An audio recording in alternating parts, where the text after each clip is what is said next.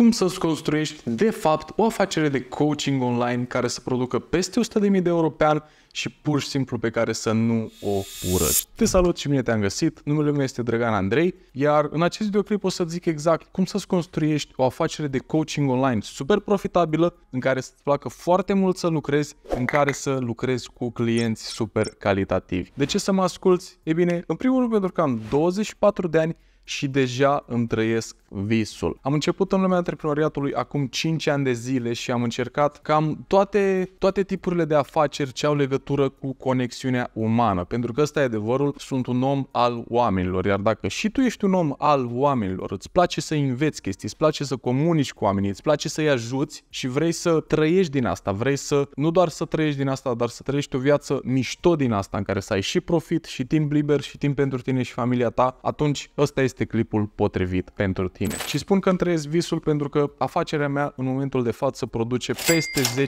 10.000 de euro profit lunar pentru mine și spun că îmi trăiesc visul pentru că în ultimii 2 ani am reușit să încasez peste 350.000 de euro cu afacerea mea de coaching online, am reușit să lucrez cu persoane super calitative și pe lângă asta am timp pentru mine, pentru pasiunile mele și pentru familia mea, pentru soția mea minunată și pentru copilul nostru care chiar ieri a făcut 1 an. Și îmi pare incredibil că eu ca tată pot fi alături de ea, îi pot oferi tot ce are nevoie și poate vedea o variantă a mea împlinită. Nu o variantă a mea plină de bani care lucrează toată ziua făcând ceea ce nu-i place, ci o variantă a mea care constant se dezvoltă și îi poate da un exemplu de așa da. Cel puțin din punctul meu de vedere. Așa că hai să trecem rapid peste asta și să zic modelul de afacere care mi-a adus viața pe care o am și de care sunt super recunoscător și mă simt binecuvântat și modelul de afaceri pe care îl predau și cursanților mei și prin care am ajutat deja zeci de coach și trainer să-și schimbe total viața și să efectiv să trăiască viața la care visau. Așa că în acest videoclip vom acoperi 3 mari subiecte. În primul rând, cum să-ți creezi o ofertă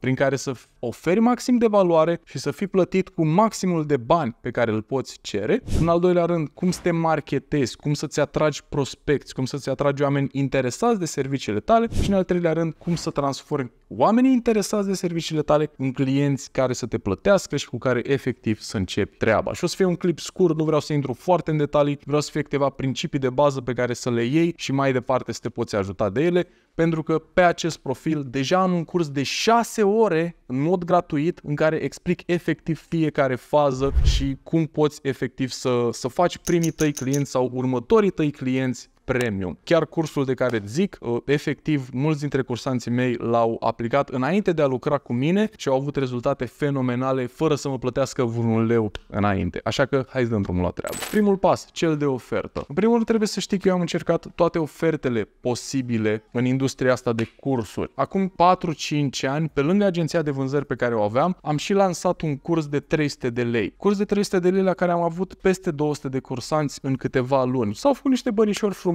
nu zic nu, doar că problema a fost că au fost prea mulți oameni neimplicați, prea mulți oameni care se așteptau la prea multe chestii de banii aia și dacă deja lucrezi cu oameni, știi că omul oricât ar plăti se așteaptă la rezultate remarcabile și la livrabile foarte mișto. Așa că de 2 ani tot ceea ce fac este să lucrez printr-o ofertă premium, adică o ofertă în care să fiu lângă omul cu care lucrez și să-l ajut pas cu pas să-și atingă scopul. Așa că prima dată ar trebui să începi cu o ofertă middle ticket sau high ticket, adică oferta ta să fie middle ticket înseamnă între 300 și 1000 de euro, high ticket înseamnă peste 1000 de euro. Iar oferta asta ar trebui să fie pe o durată de 3 luni, ok? De ce 3 luni și nu plată la ședință sau abonament? Pentru că atunci când lucrezi cu un om pe 3 luni se poate atinge și un rezultat cuantificabil. În momentul în care stai cu omul ăla timp de 3 luni, efectiv se întâmplă rezultate mișto, iar odată ce ai rezultate mișto cu clienții tăi, poți atrage din ce în ce mai mulți clienți. Deci ofertă pe 3 luni, prima dată lucrat 1 la 1, cu întâlniri săptămânale, încât să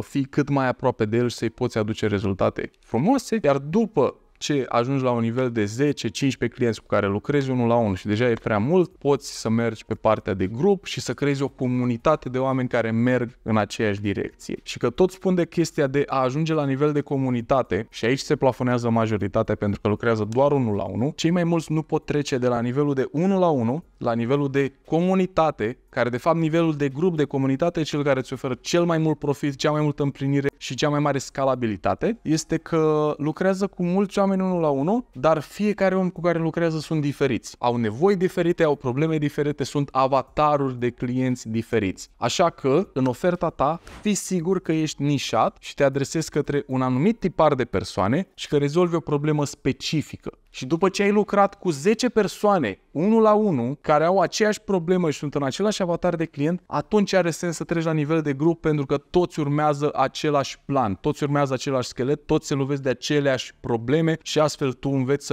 să le rezolvi mult mai rapid problemele și să creezi o comunitate în care toți merg în aceeași direcție. De exemplu, eu în momentul de față am 60 de cursanți activi și toți cursanții mei obțin rezultate fenomenale din prima lună. Asta se întâmplă pentru că deja am colaborat cu atât de mulți clienți încât le-am pus tot ce au nevoie la dispoziție ca să aibă rezultate remarcabile. Bun, așa că, ca și rezumat, oferta neapărat să fie una middle ticket sau high ticket, să fie pe o perioadă de timp, de exemplu 3 luni, nu pe ședință sau pe abonament, pentru că asta nu face decât ca omul să aibă claritate în proces și, în al treilea rând, să fie adresată către un anumit tip de om și să rezolve o anumită problemă specifică. A doua parte este cea de marketing. Cea mai mare prostie pe care o poți face este să te gândești la marketing până când nu ți-ai rezolvat partea de ofertă, până când nu știi clar cui te adresezi și ce problemă rezolvi. Odată ce ți-ai clarificat cui te adresezi, cine este avatarul tău de client, nu știu, de exemplu, bărbați cu job, nu știu, și nu ți-ai clarificat ce problemă le rezolvi, de exemplu, să slăbească între 10 și 15 kg și nu ți-ai clarificat clar prin ce metodă, de exemplu, prin antrenamente scurte de acasă, marketingul tău îl faci degeaba dacă n-ai chestiile astea clare. Pentru că marketingul înseamnă doar să faci cât mai multe persoane, cât mai mulți avatari de client perfect să afle de oferta ta. Ăsta e marketingul. Cât timp tu nu ai claritate în cui te adresezi și ce îi oferi, faci marketing degeaba. Odată ce ți-ai clarificat lucrurile astea, marketingul cel mai ușor de făcut este cel de tip short form, nu long form, așa cum vezi acum. Long form, deja de cât timp fac chestia asta și de cât timp fac content, îmi este ușurel să fac long form, dar tot îmi este mult mai greu decât short form. Contentul short form este cel care poate ajunge la mai multe persoane și este mult mai ușor de făcut. Cea mai bună platformă de socializare este Instagram. De ce? Pentru că cuprinde și partea lui TikTok de a te putea adresa către mai multe persoane, dar cuprinde și partea lui Facebook de a putea lua contact cu acele persoane. Așa că Instagram înglobează tot ce ai nevoie pentru a te vedea multe persoane,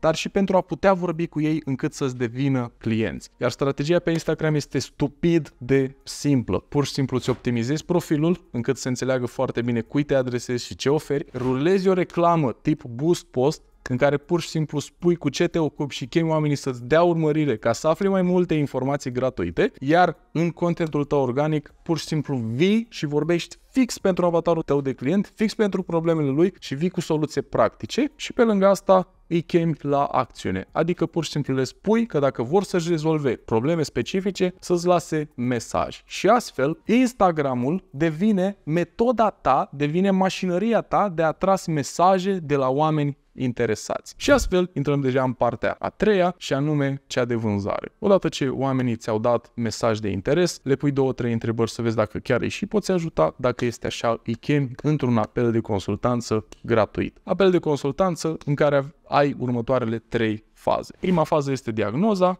cea în care pui foarte multe întrebări ca să înțelegi foarte bine situația lui, lucru care de altfel te ajută să-ți clarifici din ce în ce mai bine ce probleme are, ce nevoie are și în modul ăsta și tu îți clarifici din ce în ce mai mult cum să îți îmbunătățești marketingul, cum să-ți îmbunătățești oferta, deci deja iei valoare de la fiecare contactul care l-ai cu potențialii tăi clienți. După ce ai înțeles partea de diagnoză, adică ai înțeles foarte bine situația lui, vine a doua parte a apelului de vânzare și anume ofertarea, adică cea în care îi prezinți foarte scurt cum îl poți ajuta și dacă este tot în regulă, începeți colaborarea. Dacă nu, urmează partea a treia, cea de tratare obiecții, care, sincer să fiu, mie nu îmi place absolut deloc tratare de obiecții, îmi place doar să clarific anumite lucruri. De asta și urmez un proces de vânzare în care nu e nevoie să tratez obiecții pentru că fac parte de diagnoză foarte bine. La fel și cursanții mei reușesc să aibă rată de conversie de peste 50%. Adică cursanții mei, dacă au 10 apeluri de vânzare, 5 din cele 10 apeluri de vânzare se închid cu vânzare. Asta pentru oferte de câteva sute sau mii de euro, ceea ce este extraordinar și fără să fie experți în vânzări, fără să pună presiune, fără să trateze obiecții. Iar asta se poate întâmpla doar când pui destule întrebări și când înțelegi foarte bine în situația în care se află omul din fața ta. Deci, pe scurt, astea sunt cele 3 mari faze super importante. Ofertă nișată care se adreseze clar unui anumit tip de persoană și să-i rezolve o anumită problemă. În al doilea rând, marketingul care efectiv să lase oamenii să afle de tine și partea de vânzare care îi transformă din interesați în te rog ia-mi banii și ajută-mă. Un model de afacere super ușor care pentru un nivel de 100.000 de euro pe an necesită undeva la 20-25 de ore de muncă pe săptămână. Acum depinde și de cât poți cere pe oferta ta. De exemplu, Denisa a ținut în luna septembrie, luna trecută, 17 apeluri de vânzare, din care a închis 9 clienți, ceea ce înseamnă 4.900 de euro generați pentru ea. Asta înseamnă 17 ore în toată luna, plus 2-3 ore pe săptămână pentru content, ceea ce înseamnă, la un calcul rapid, undeva în jur de 30 de ore toată luna pentru a genera 4.900 de euro, ceea ce mi se pare extraordinar, pentru că asta înseamnă că ai destul timp să te și ocupi de clienții pe care ai și destul timp să te ocupi și de tine. Iar tu, dacă vrei să afli mai multe și dacă vrei să îți crești propria afacere de coaching online, pe care să o iubești și care să te împlinească, pentru că ai clienți mișto care te plătesc bine și care nu te stoarce de energie, atunci pur și simplu urmărește-mă mai mult aici pe YouTube și dacă ai ceva întrebări, scrie-mi pe Instagram. Te salut și ne vedem în următorul videoclip.